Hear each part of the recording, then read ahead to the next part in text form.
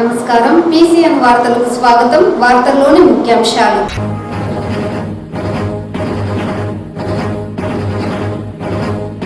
జిల్లాలో భద్రతా ప్రమాణాలపై ప్రత్యేక దృష్టి సారించాం. జిల్లా కలెక్టర్ సుమిత్ కుమార్.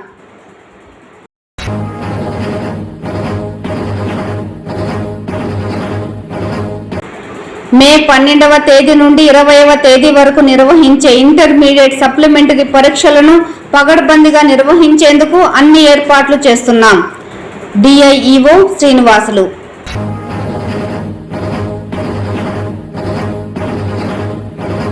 ఉగ్రదాడులు అరికట్టడంతో పాటు వాటిపై ప్రజలకు అవగాహన కల్పించేందుకు పోలీస్ శాఖ ఆధ్వర్యంలో మాక్ డ్రిల్ నిర్వహించాం. ఏఎస్పీ శివానంద కిషోర్. వార్తల్లోని వివరాలు. జిల్లాలో భద్రతా ప్రమాణాలపై దృష్టి సారించడం జరిగిందని జిల్లా కలెక్టర్ సుమిత్ కుమార్ పేర్కొన్నారు. ఆపరేషన్ సింధూర్ నేపథ్యంలో రాష్ట్ర ప్రభుత్వం జిల్లాలో భద్రతా ప్రమాణాలపై దృష్టి సారిస్తున్న నేపథ్యంలో గురువారం యాదమరిలో గల ఐఓసీఎల్లో భద్రతా ప్రమాణాలపై జిల్లా కలెక్టర్, జిల్లా ఎస్పీ మణికంఠ చందోల్తో కలిసి మాక్ డ్రిల్ నిర్వహించి అనంతరం చీఫ్ టెర్మినల్ అరుణ్ ప్రసాద్తో సమావేశమై భద్రతా చర్యలు, ఇన్సైడ్ యాక్సిస్ లిమిటెడ్లు, బయట వ్యక్తుల అనుమతి నియంత్రణ, సిబ్బంది నైపుణ్యాభివృద్ధిపై సంబంధిత అంశాలపై చర్చించారు. ఈ సందర్భంగా కలెక్టర్ మాట్లాడుతూ ఐఓసీఎల్ టెర్మినల్ వద్ద పూర్తి స్థాయిలో భద్రతా ప్రమాణాలను పర్యవేక్షించాలన్నారు. ఊహించని ఘటనలు జరిగితే తీసుకోవాల్సిన చర్యలు తదితర అంశాలపై పూర్తి అప్రమత్తంగా ఉండాలని ఆదేశించారు. పైప్లైన్ సెక్యూరిటీ నిర్వహణ, ఇంధనం స్టోరేజ్ ట్యాంకుల వద్ద భద్రత, అగ్ని ప్రమాదాలు సంభవిస్తే తీసుకుంటున్న చర్యలపై సమీక్షించి ముందస్తు జాగ్రత్తలు చర్యలను తీసుకోవాలన్నారు. వాహనాల ప్రవేశ, నిర్గమ ద్వారాలను పరిశీలించాలని, కట్టుదిట్టమైన భద్రత ఉండాలన్నారు. అందుబాటులో ఉన్న వైద్య సేవలపై సమీక్షించి ఆధునిక సౌకర్యాలతో కూడిన అంబులెన్స్ను అందుబాటులో ఉండేలా చర్యలు చేపట్టాలన్నారు. ఐఓసీఎల్ వద్ద నైట్ డ్యూటీలో ఉండే సిబ్బంది అప్రమత్తంగా ఉండేలా చర్యలు చేపట్టాలని, ఇతర ప్రాంతాల నుండి ఇంధనం నింపుకోవడానికి వచ్చే లారీలను పూర్తి స్థాయిలో తనిఖీ చేసే సమయంలో వాహనాల స్థితిని పరిశీలించి పంపాలన్నారు. అనుకోని సంఘటనలు జరిగినట్లయితే పూర్తి అప్రమత్తంగా ఉంటూ జిల్లా యంత్రాంగంతో సమన్వయం చేసుకోవాలన్నారు.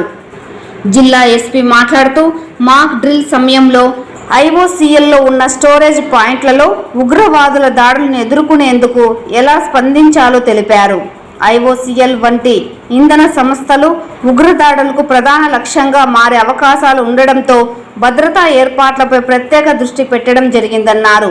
భద్రతకు సంబంధించి మానవ వనరుల వివరాలు, వాటి విధులు, అప్రమత్తత స్థాయిలను అధ్యయనం చేశారు.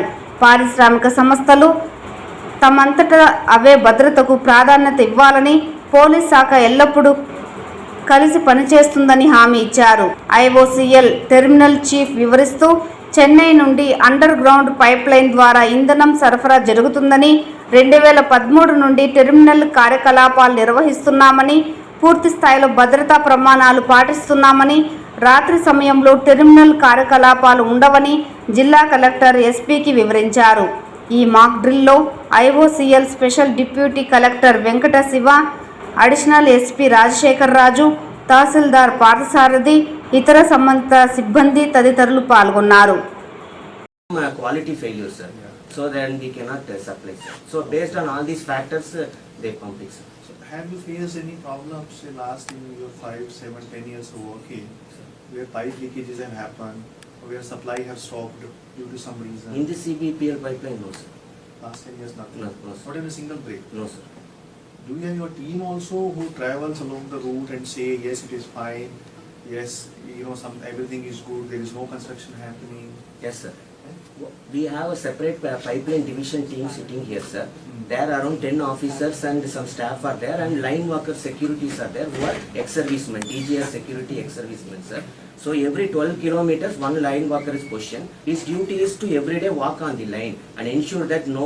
Walk on the line is by bike or by no, car? Physically he will walk, sir. 12 kilometers? Yes, sir, every day. How can he walk 12 kilometers? Not 12 kilometers entirely, sir. In a week he will cover 12 kilometers and section wise 1 kilometer. He will walk? Yes, sir. On that ROW he will walk, sir. your enemies or your competitors, like in telecom, they cut the wire. Yes, sir.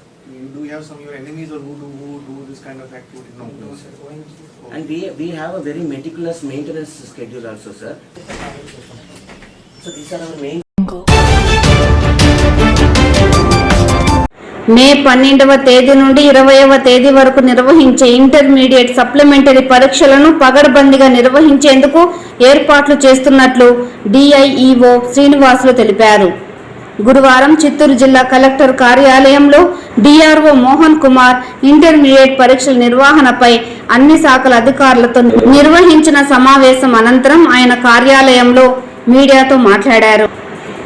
ఈ సందర్భంగా DIEO Srinivasulu మాట్లాడుతూ జిల్లాలో 35 కేంద్రాలలో intermediate పరీక్షలు నిర్వహించడం జరుగుతోందన్నారు. ఉదయం 9 నుండి 12 గంటల 30 నిమిషాల వరకు, కొన్ని కేంద్రాలలో మధ్యాహ్నం 2 గంటల 30 నిమిషాల నుండి 5 గంటల వరకు ఇంటర్ పరీక్షలు కొన్ని కేంద్రాల్లో నిర్వహించనున్నట్లు స్పష్టం చేశారు. పరీక్షల నిర్వహణలో భాగంగా తీసుకోవాల్సిన జాగ్రత్తలపై ఆరోగ్య శాఖ, పోలీస్, రెవెన్యూ శాఖతో చర్చించడం జరిగిందన్నారు. పరీక్షలు విద్యుత్ అంతరాయంతో పాటు వేసవిని దృష్టిలో ఉంచుకొని తాగునీరు, పరీక్షలు రాయడానికి ఆయా ప్రాంతాలకు ఆర్టీసీ సేవలను కూడా అందుబాటులోకి తీసుకువచ్చేందుకు చర్యలు చేపట్టామని స్పష్టం చేశారు. మార్చిలో జరిగిన ఇంటర్మీడియట్ పరీక్షలు ఉత్తీర్ణత శాతం ఆశాజనకంగా లేదని, ఎస్ఎస్సి పరీక్షలు కూడా నిరాశపరిచినట్లు తెలిపారు. ఇందుకోసం సప్లిమెంటరీ పరీక్షలకు విద్యార్థులను సన్నద్ధం చేయడంలో భాగంగా ప్రతి కళాశాలలో విద్యార్థులకు ఓరియంటేషన్ క్లాసులు నిర్వహించి ఉత్తీర్ణత శాతం పెంచేందుకు లెక్చరర్లకు అవగాహన కార్యక్రమాలు నిర్వహిస్తున్నట్లు తెలిపారు. ఈ నేపథ్యంలో విద్యార్థుల ఉత్తీర్ణత శాతాన్ని పెంచేందుకు ఓరియంటేషన్ క్లాసులు ఎంతగానో దోహదపడతాయని అన్నారు. మే 12 నుండి 20వ తేదీ వరకు జరిగే సప్లిమెంటరీ పరీక్షలకు హాజరయ్యే విద్యార్థులు పరీక్షలు రాసి అత్యుత్తమ ఫలితాలు సాధిస్తారని ఆయన ఆకాంక్షించారు. అన్ని డిపార్ట్మెంట్స్ నుంచి కూడా అధికారులు ఈ సమావేశానికి హాజరు కావడం జరిగింది. ప్రతి డిపార్ట్మెంట్కి సంబంధించి వాళ్ళు అందించాల్సిన సహకారాన్ని మనం వాళ్ళని కోరడం జరిగింది. అన్ని శాఖల అధికారులు కూడా తమ పూర్తి సహకారాన్ని అందించడానికి సంసిద్ధత వ్యక్తం చేశారు. సో అందరి సహకారంతో ఈ జిల్లాలో పరీక్షల్ని మనం సజావుగా నిర్వహిస్తామని చెప్పేసి నేను తెలియజేస్తున్నాను. గత మార్చి పరీక్షల్లో ఈ జిల్లాలోని పరీక్షా ఫలితాలు కొంత నిరాశాజనకంగా ఉన్నాయి. దాన్ని దృష్టిలో ఉంచుకొని నేను బాధ్యతలు చేపట్టిన తర్వాత కళాశాలలకు విజిట్ చేయడం జరిగింది. కొన్ని అవగాహన కార్యక్రమాలకి లెక్చరర్స్ వచ్చినప్పుడు కూడా వాళ్ళతో ముఖాముఖి చర్చించడం జరిగింది. ప్రతి సబ్జెక్టుకి సంబంధించిన లెక్చరర్లు వాళ్ళ సబ్జెక్టులలో ఉత్తీర్ణ శాతం పెంచడానికి రెమెడియల్ క్లాసుల్ని ఇంటర్మీడియట్ విద్యా కమిషనర్ గారు ఆల్రెడీ ఆదేశాలు ఇచ్చున్నారు. రెమెడియల్ క్లాసులు కండక్ట్ చేసి పాస్ పర్సంటేజ్ని ఇంప్రూవ్ చేయడం కోసం చర్యలు తీసుకోవాల్సిందిగా. సో ఆ రెమెడియల్ క్లాసులు ఏర్పాటు చేసి వాళ్ళ సబ్జెక్టుల్లో ఉత్తీర్ణత శాతం పెంచే విధంగాను, ఆ ఉత్తీర్ణత శాతం పెంచడం ద్వారా కళాశాలలో అడ్మిషన్లు పెరిగే విధంగా అందరూ కూడా పూర్తి సహకారం అందించాలని కోరడం జరిగింది. సో అన్ని చోట్ల కూడా రెమెడియల్ క్లాసులు నడుస్తున్నాయి. అందరూ లెక్చరర్స్ కూడా ఎంత సమరైనప్పటికీ కూడా ఇన్ని ఇబ్బందులకు గురవుతూ కూడా రెమెడియల్ క్లాసులు నిర్వహిస్తున్నారు. వాళ్ళందరికీ కూడా నేను ధన్యవాదాలు తెలియజేసుకున్నాను. అదేవిధంగా 10వ తరగతి ఫలితాలు ఇటీవల విడుదల వల్ల కళాశాలల్లో ఇంటర్మీడియట్ అడ్మిషన్లు కూడా మనకి పెంచుకునే ఉద్దేశంతో అందరూ లెక్చరర్స్ కూడా ఊళ్ళకు, స్కూళ్లకు వెళ్ళి విద్యార్థులను చేర్చుకునే కార్యక్రమాలు నిమగ్నమైనారు. వాళ్ళందరికీ నేను ఇంటర్మీడియట్ విద్యాశాఖ తరఫున ధన్యవాదాలు తెలియజేసుకున్నాను. అందరి సహకారంతో ఈ సంవత్సరంలో మనకి ఉత్తీర్ణత శాతంతో పాటుగా మనకి అడ్మిషన్లు కూడా గణనీయంగా పెరుగుతాయని చెప్పి ఆశాభావం వ్యక్తం చేస్తున్నాను నేను. సో ఈ జిల్లాలోని అందరూ ఇంటర్మీడియట్ విద్యాశాఖలో పనిచేస్తున్న ప్రిన్సిపాల్లు, లెక్చరర్లు, నాన్ టీచర్ సిబ్బంది అందరితో కలుపుకొని ఒక మంచి ఉత్తీర్ణత శాతాన్ని అట్లాగే అడ్మిషన్లని పెంచుకునే క్రమంలో ఒక బాధ్యతమైన కర్తవ్యాన్ని నిర్వహిస్తామని చెప్పేసి నేను తెలియజేసుకుంటూ అందరికీ కూడా అభినందన తెలియజేస్తూ అందరూ కూడా ఈ జిల్లాలో ఇంటర్మీడియట్ విద్యా శాఖ సమర్థవంతంగా పనిచేసేందుకు అందరూ సహకరించాలని చెప్పేసి తెలియజేసుకుంటాం. సప్లిమెంటరీ పరీక్షలు మామూలుగా ఉదయం 9 గంటల నుంచి 12 గంటల వరకు జరుగుతాయి.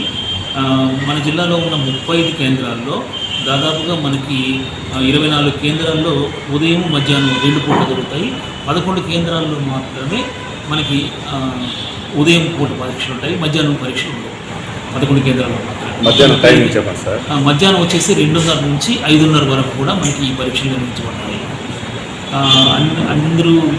అన్ని శాఖల అధికారులను దృష్టిలో ఉంచుకొని, ముఖ్యంగా మెడికల్ అండ్ హెల్త్ వాళ్ళని దృష్టిలో ఉంచుకొని, ఇది హాట్ సమ్మర్ కాబట్టి పిల్లలకి ఎలాంటి ఇబ్బంది కలగకుండా విధంగా తగినంత వైద్య సిబ్బందిని పరీక్ష కేంద్రాల వద్ద ఏర్పాటు చేయాల్సిందిగా కూడా విద్యార్థులు పరీక్ష కేంద్రాలకు చేరుకోవాల్సిన అవసరం ఉంటుంది కాబట్టి మనం ఆయా రూట్స్ వాళ్ళకి ఇచ్చి ఆ రూట్స్లో పిల్లలకి ఇబ్బంది లేకుండా బస్ సౌకర్యం కల్పించాల్సిందిగా కూడా వాళ్ళని విజ్ఞప్తి చేయడం జరిగింది. అదేవిధంగా ఎలక్ట్రిసిటీ డిపార్ట్మెంట్కి కూడా మనం ఇది హాట్ సమ్మర్ కాబట్టి కొంచెం ఫ్యాన్స్ లైట్స్ లేకుండా ఇబ్బంది పడే పరిస్థితి ఉంది కాబట్టి అన్ఇంటరప్టెడ్ పవర్ సప్లై ఎటువంటి అంతరాయం లేకుండా విద్యుత్ సరఫరా జరిగే విధంగా అధికారులు చర్య తీసుకోవాల్సిందిగా కూడా విజ్ఞప్తి చేయడం జరిగింది.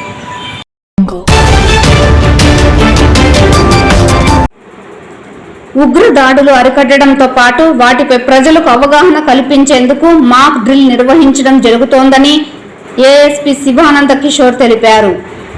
ఉగ్రవాదులు ప్రజలపై ఉగ్రదాడి జరిగితే ఆ దాడి నుండి ప్రజలు ఏ విధంగా సురక్షితంగా బయటపడాలన్న దానిపై చిత్తూరు రైల్వే స్టేషన్లో చిత్తూరు పోలీసులు గురువారం మాక్ డ్రిల్ నిర్వహించారు. పోలీసులు అగ్నిమాపక శాఖ సిబ్బంది దాడికి గురైన వారిని ఏ విధంగా రక్షించాలనే దానిపైన ప్రజల్లో అవగాహన కార్యక్రమాన్ని నిర్వహించారు. ఈ సందర్భంగా వారు మీడియాతో మాట్లాడుతూ పహల్గామ్ ఉగ్రదాడి నేపథ్యంలో భారతదేశం పాకిస్తాన్పై దాడులు చేపట్టడం జరిగిందని, ఇందులో భాగంగా పాక్ దాడులను ఎదుర్కొనే విధంగా ప్రజల్లో చైతన్యం నింపుతూ రాష్ట్ర ప్రభుత్వ ఆదేశాల మేరకు ఉగ్ర దాడులు ఎలా నివారించాలో ప్రజలలో అవగాహన కల్పిస్తున్నామని తెలిపారు. ఇందులో భాగంగానే చిత్తూరు నగరంలోని రైల్వే స్టేషన్లో మాక్ డ్రిల్ చేపట్టడం జరిగిందని, ప్రజలు కూడా ఉగ్రదాడులకు భయపడకుండా ఉండే విధంగా వారిలో ఆత్మస్థైర్యాన్ని పెంపొందించేందుకు ఈ కార్యక్రమాన్ని చేపట్టామన్నారు. ఈ కార్యక్రమంలో ఏఎస్పీ శివానంద కిషోర్, డిఎస్పీలు సాయినాథ్, 1వ పట్టణ సిఐ మహేశ్వర, 2వ పట్టణ సిఐ నెట్టికంటయ్య తదితర పోలీస్ అధికారులు పాల్గొన్నారు. వ్యక్తం చేసి వాళ్ళని మిమ్మల్ని నిరుత్సాహపడడం, భయపెట్టడం, పుకార్లు వ్యాప్తి చేయడం చేసేవాళ్ళని కూడా బాగా గమనించారు. సెంటర్స్ పై తీసుకోవడం చేయాలి. ఎక్కడంటే అక్కడ తిరగడం, ఖాళీ ప్రదేశాల్లో తిరగడం చేయకూడదు. ఇమ్మీడియట్ గా మీ దగ్గర ఉన్నటువంటి సెల్ ఫోన్స్ తో తెలిసినటువంటి 100 కానీ ఆ తర్వాత 108 కానీ 111 కానీ పోలీస్ స్టేషన్ కానీ ఫోన్ చేయాలి. సాధ్యమైనంత వరకు క్యాజువాలిటీస్ తక్కువగా అయ్యేటువంటి సిచ్యువేషన్స్ మీకు తెలిసినా వెంటనే మీరు దాన్ని పోలీసుకు సహకరించి ఈ విపత్తుల నుంచి మీ యొక్క పాత్ర కూడా ఇందులో ముఖ్యంగా ఉండాలి. దయచేసి అందరూ కూడా అలర్ట్ గా ఉండాలి. దీని గురించి మీకు సంబంధించినటువంటి ఇంపార్టెంట్ పాయింట్స్ అన్ని పాంప్లెట్స్ ద్వారా మీకు అందరికీ కొద్దిసేపట్లో మీకు పంచడం జరుగుతుంది. Thank you.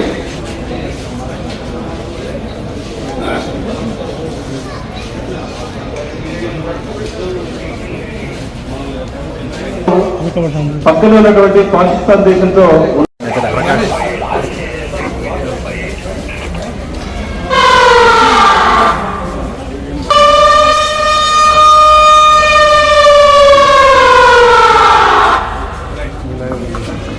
మనకు ఈ రైల్వే స్టేషన్ లో ఒక చోట సూట్ కేసు లో బాంబు పెట్టారని తెలిసింది మనకు. దాని ప్రకారంగా ఒక బాంబు టీం వచ్చింది ఇక్కడికి. With bomb DD team BP jacket వేసుకుని వచ్చింది. ఒకవేళ ఏదైనా పేలినా కూడా ఇతని దగ్గర పేలినా కూడా ఇతనికి ఏం కాదు. మొత్తం టోటల్ బీపీ హెల్మెట్, బీపీ మొత్తం జాకెట్ ఉంటుంది. ఇతనికి కూలింగ్ అది లోపల చేస్తుంటే పైప్స్ అన్ని ఎవరు ఉంటాయి, దానివల్ల కూలింగ్ చేస్తుంటుంది ఇతనికి. దాన్ని డిఫ్యూజ్ చేసే విధానం డీడీకి మొత్తం బీపీ జాకెట్ వేసుకుని వచ్చింది. ఒకవేళ ఏదైనా పేలినా కూడా ఇతని దగ్గర పేలినా కూడా ఇతనికి ఏం కాదు. మొత్తం టోటల్ బీపీ హెల్మెట్, బీపీ మొత్తం జాకెట్ ఉంటుంది. ఇతనికి కూలింగ్ అది లోపల చేస్తుంటే పైప్స్ అన్ని ఎవరు ఉంటాయి, దానివల్ల కూలింగ్ చేస్తుంటుంది ఇతనికి. దాన్ని డిఫ్యూజ్ చేసే విధానం చూపిస్తారు, చూడండి ఒక్కసారి. అలాగే బాంబు జాకెట్ కూడా తెచ్చారు. ఆ బాంబు జాకెట్ ఎలా దాని మీద కప్పుతారు, తర్వాత ఇతను ఆ బాంబుని ఏ విధంగా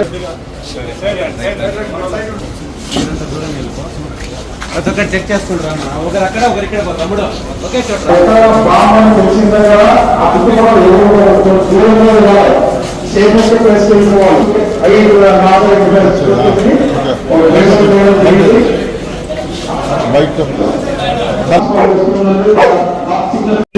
అన్ని విభాగాలు అంతతో పాటు పబ్లిక్ కూడా. కాబట్టి ఏదైనా ఇలాంటి ఇన్సిడెంట్ జరిగిందంటే అప్పుడు అక్కడ ఉన్నటువంటి ప్రజల్లో ప్రాణాలు పోకుండా, ఎంత తక్కువగా ప్రాణాలు పోతే మనం ప్రజలు కాపాడగలుగుతాం. కాబట్టి ఒకసారి బ్లాస్ట్ ఏంటంటే గుండుకూడకుండా, లేదా ఫైర్ ఏదైనా కూడా జరిగింది అనుకోండి, అందరూ కూడా కవర్స్ తీసుకోమంటారు. అంటే ఏదైనా హార్ట్ సంబంధించిన గోడను కానీ, లేదా ఐరన్ ప్లేట్ కానీ, లేదా ఇంకేదైనా షెల్టర్లోకి వెళ్ళాలి. సో దయచేసి ఇలాంటి అలర్ట్ ఒకసారి చేస్తే ఏ క్షణం ఏదైనా జరిగితే ప్రతి ఒక్కరికి ఒక ఏదైనా ఇలాంటిది ఒక పోలీసులు నాకులు చేసిన మైండ్ లో ఉంటారనే ఉద్దేశంతో ఈ రోజు ఇది చేయడం జరిగింది. దీన్ని బట్టి అందరూ అర్థం చేసుకుంటారని ఆశిస్తున్నాం. Thank you. ఆ తర్వాత మేము చేసే పని ఒకసారి చూడండి. బాక్స్ లో ఎందుకుంటాయంటే టెర్రరిస్ట్ ఎప్పుడు కూడా డైరెక్ట్ గా ఉండరు. ఆల్రెడీ స్లీపర్ సెల్స్ ని వాళ్ళు మన సొసైటీలోనే డబ్బు కోసం పనిచేసే కొంతమంది దేశద్రోహుల్ని ఏర్పాటు చేసుకుని ఉంటారు. వాళ్ళు ఎంతమంది ప్రాణాలకు వచ్చే సంబంధం లేదు. ఎక్కడో దగ్గర వాళ్ళు చేసిన వర్క్ చేయాలంటే ఇలాంటి ఎక్స్పోజర్స్ ని ఏదో ఒక బాక్స్ రూమ్ లో పెడతారు. అవి అలా బ్లాస్ట్ అయితే ఏం చేస్తారని ఒకసారి చూస్తారు. రక్తదాత సహకారంతో రక్తం సేకరించి ప్రాణాపాయ స్థితిలో ఉన్న రోగులకు అందజేసేలా రెడ్ క్రాస్ సొసైటీ తరపున కృషి చేస్తున్నామని రెడ్ క్రాస్ సొసైటీ చిత్తూరు జిల్లా వైస్ చైర్మన్ గోవర్ధన్ బాబీ తెలిపారు. రెడ్ క్రాస్ సొసైటీ సంస్థాపకులు జీన్ హెన్రీ డ్యూనాంట్ జన్మదినోత్సవాన్ని పురస్కరించుకొని ప్రపంచ రెడ్ క్రాస్ దినోత్సవం జరుపుకోవడం ఆనవాయితీగా వస్తోందని తెలిపారు. ఈ నేపథ్యంలోనే చిత్తూరులోని నూతన రెడ్ క్రాస్ సొసైటీ భవనంలో ఆయన జయంతిని పురస్కరించుకొని చిత్రపటానికి పుష్పాంజలి ఘటించి నివాళులర్పించారు. అనంతరం పెద్ద ఎత్తున యువత తరలివచ్చి రక్తదానం చేశారు. విద్యార్థులకు రక్తదానంపై అవగాహన కల్పించారు. రక్తదాతలను జ్ఞాపికలతో సత్కరించారు. ఈ సందర్భంగా రెడ్ క్రాస్ సొసైటీ జిల్లా వైస్ ప్రెసిడెంట్ గోవర్ధన బాబీ మాట్లాడుతూ సొసైటీ ద్వారా సేవా కార్యక్రమాలు నిర్వహించనున్నామని చెప్పారు. రెడ్ క్రాస్ సొసైటీ ఆధ్వర్యంలో నూతన భవనాన్ని కూడా ఏర్పాటు చేసుకోవడం జరిగిందని, ఇందులో అధునాతన పరికరాలతో సేవలు అందించేందుకు సిద్ధంగా ఉన్నామన్నారు. ఈ సందర్భంగా స్వచ్ఛందంగా రక్తదానం చేసిన వారికి RS Purna Chaitanya memorial trust red cross society ఆధ్వర్యంలో కృతజ్ఞతలు తెలియజేశారు. ఈ కార్యక్రమంలో కట్టమంచి బాలకృష్ణారెడ్డి, అరుణకుమారి, సహదేవనాయుడు తదితరులు పాల్గొన్నారు.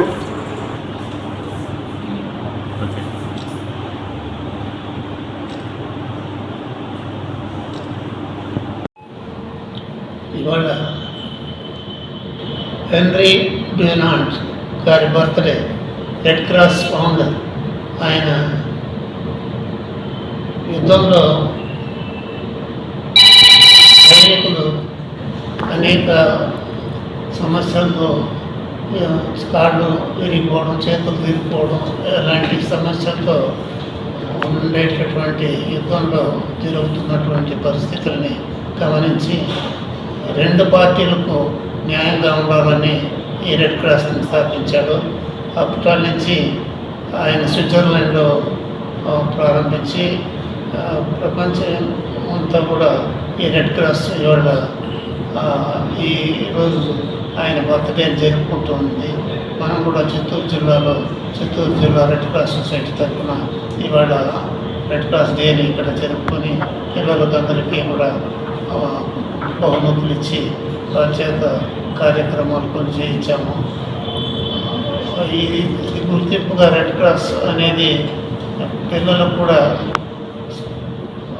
చిన్నప్పటి నుంచి అవగాహన ఉండాలనే ప్రయత్నం జరుగుతూ ఉంది. మన అసోసియేషన్ కూడా ఇవాళ ఆ కార్యక్రమాన్ని విజయవంతంగా చేస్తుంది. బహుమతి గ్రహీత అయినటువంటి జాన్ హెన్రీ డ్యూనాంట్ గారి యొక్క జయంతి సందర్భంగా ప్రపంచవ్యాప్తంగా ఈరోజు రెడ్ క్రాస్ దినోత్సవం జరుపుకుంటున్నాము.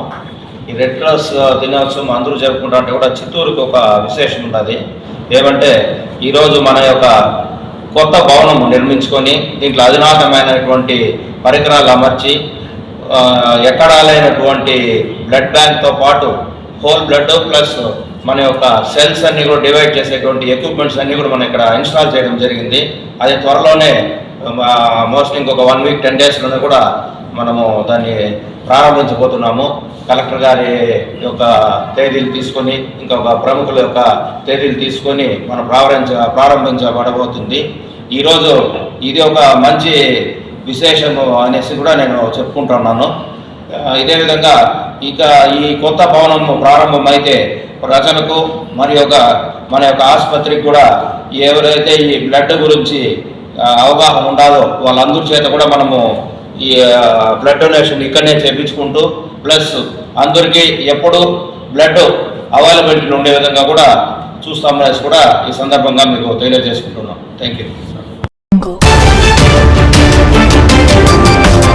పారదర్శకమైన ఓటరు జాబితా తయారు చేయడంలో భాగంగా మరణించిన వారి పేర్లను తొలగించేందుకు చర్యలు చేపట్టాలని జిల్లా కలెక్టర్ సుమిత్ కుమార్ పేర్కొన్నారు. గురువారం జిల్లా సచివాలయంలోని సమావేశపు మందిరంలో జిల్లాలోని గుర్తింపు పొందిన రాజకీయ పార్టీల ప్రతినిధులతో జిల్లా కలెక్టర్ అధ్యక్షతన డిఆర్ఓ మోహన్ కుమార్తో కలిసి సమావేశం నిర్వహించారు. ఈ సందర్భంగా జిల్లా కలెక్టర్ మాట్లాడుతూ ఓటర్ల జాబితాను పారదర్శకంగా సిద్ధం చేసేందుకు బిఎల్ఓలు క్షేత్రస్థాయిలో వైద్య ఆరోగ్య శాఖ అధికారులతో సమన్వయం చేసుకుని ముందుకు వెళ్లేలా చర్యలు చేపట్టాలన్నారు. జిల్లాలో ఎన్సిడి 3.0 సర్వే చేయడం జరుగుతున్నదని, తద్వారా ప్రతి కుటుంబంలోని వివరాలను సేకరించడం జరుగుతున్నదని, మరణించిన వారి వివరాలు కూడా వైద్య ఆరోగ్య శాఖ వద్ద ఉంటాయని, వారితో ఎలక్షన్ సెల్ అధికారులు సమన్వయం చేసుకొని ప్రతి నియోజకవర్గంలో సచివాలయం వారీగా మరణించిన వారిని ఓటర్ల జాబితా నుండి తొలగించే ప్రక్రియ ప్రారంభించాలన్నారు. ఫారం 6 కింద 3595 అందగా 2297, ఫారం 7 కింద 3034 దరఖాస్తులు అందగా అందులో 1889, ఫారం 8 కింద 5304 దరఖాస్తులు అందగా 4177 దరఖాస్తులు పరిష్కరించడం జరిగిందన్నారు. ఈ సమావేశానికి వివిధ రాజకీయ పార్టీల ప్రతినిధులైన వైఎస్ఆర్సీపీ ఉదయ్ కుమార్, ఆమ్ ఆద్మీ పార్టీ ప్రతినిధి Balasubrahmanyam, Indian national Congress party ప్రతినిధి పరదేశి, జనసేన ప్రతినిధి యశ్వంత్, బీఎస్పీ ప్రతినిధి భాస్కర్ మరియు ఎలక్షన్ సెక్షన్ సూపరింటెండెంట్ వాసుదేవన్ సంబంధిత అధికారులు పాల్గొన్నారు.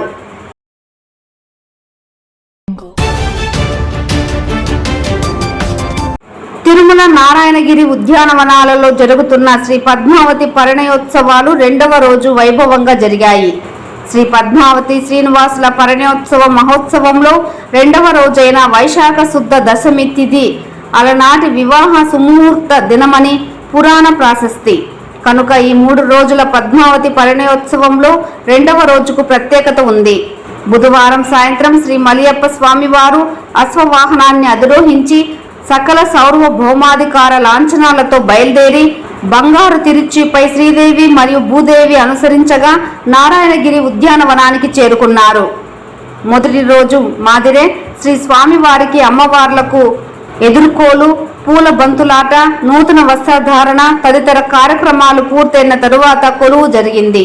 ఈ కొలువులో చతుర్వేద పారాయణం అనంతరం అమృత వర్షిణి, హిందుస్థానాన్ని, ఆనంద భైరవి, కళ్యాణి, దర్బార్ రాగాలలో వాయిద్య విన్యాసాలు ఇత్యాది కార్యక్రమాలు రసరమ్యంగా నిర్వహించారు. ఈ కార్యక్రమంలో టీటీడీ అదనపు ఈవో వెంకయ్య చౌదరి, ఇతర అధికారులు, విశేష సంఖ్యలో భక్తులు పాల్గొన్నారు.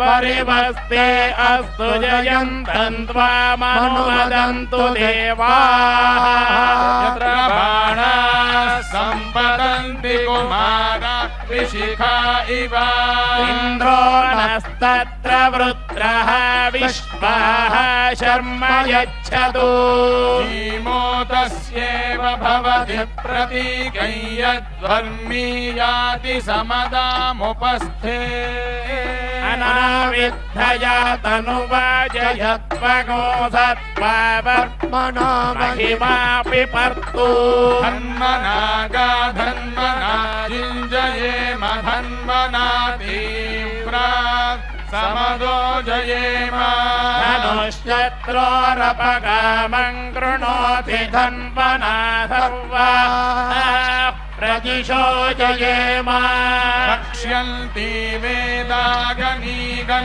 కర్ణం ప్రియగం సఖాయం పరిషస్వ జానా యోషేవ वशिङ्गे वितताधिधन्वञ्जा इयगो समने पारयन्ति ते आचरन्ति समने वयोषा मातेव पुत्रं बिभृता उपस्थे अपशत्रून् विद्यता गो संविधाने आर्मी इमे विस्फुरन्ति अमित्रान् बह्वीनां पिता बहुरस्य पुत्रश्चिश्च कृणोति समना भगत्या युधिः सङ्गाः पृतनाश्च सर्वाः पृष्ठे निनद्धो जयति प्रसूतः तिष्ठन्नयति वाजिनः पुरो यत्र यत्र कामयते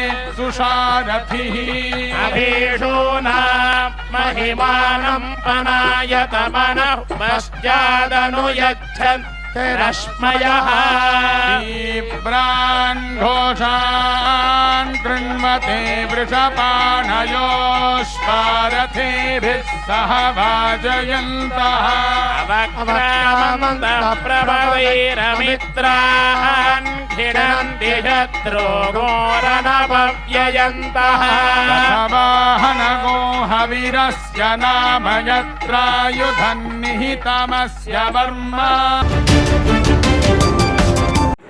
తిరుమల శ్రీవారిని ఈరోజు ఉదయం విఐపి విరామ సమయంలో తెలంగాణ మాజీ మంత్రి గంగుల కమలాకర్ దర్శించుకున్నారు. శ్రీవారి దర్శనార్థం తిరుమలకు విచ్చేసిన ఆయనకు ఆలయ అధికారులు స్వాగతం పలికి దర్శన ఏర్పాట్లు చేశారు. అనంతరం రంగనాథ మండపంలో వేద పండితులు వేద ఆశీర్వచనం చేసి స్వామివారి తీర్థ ప్రసాదాలను అందజేశారు.